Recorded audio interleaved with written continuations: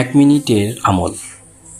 1 মিনিটে আপনি সূরা ইখলাস, কুল হুয়াল্লাহু আহাদ মনে মনে 20 বার পড়তে পারেন। এই সূরা একবার পাঠ করলে কুরআন মাজিদের 1/3 পড়ার সমান সওয়াব পাওয়া যায়। তাই আপনি যদি এই সূরাটি 20 বার পাঠ করেন তবে তা 7 বার কুরআন পড়ার সমতুল্য সওয়াব। অতএব আপনি যদি এই সূরাটি প্রতিদিন 1 মিনিটে 20 বার পাঠ করেন তবে মাসে আপনার 600 বার পাঠ করা হয় এবং বছরে 7200 বার পাঠ করা যায়, যার সওয়াব 2400 বার সম্পূর্ণ কুরআন পড়ার সমতুল্য। একবার আবু হুরায়রা রাদিয়াল্লাহু তাআলা আনহু রাসূলুল্লাহ সাল্লাল্লাহু আলাইহি ওয়াসাল্লাম এর সাথে আসছিলেন।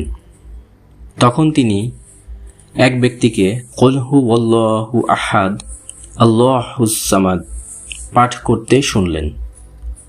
রাসূলুল্লাহ সাল্লাল্লাহু আলাইহি ওয়াসাল্লাম বললেন, ওয়াজিব অর্থাৎ অবধারিত হয়ে গেছে। আমি প্রশ্ন করলাম, কি ওয়াজিব হয়ে গেছে? তিনি বললেন, জান্নাত। রাসূলুল্লাহ সাল্লাল্লাহু আলাইহি ওয়াসাল্লাম বলেন, তোমাদের কেউ কি রাতে 1/3 কুরআন তিলাওয়াত করতে সক্ষম? সাহাবীগণ বললেন, প্রতি রাতে কি করে 1/3 কুরআন পড়া যাবে?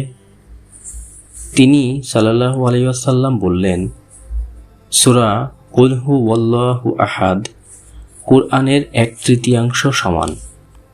সহিহ বুখারী হাদিস 5015 এবং সহিহ মুসলিম হাদিস 811।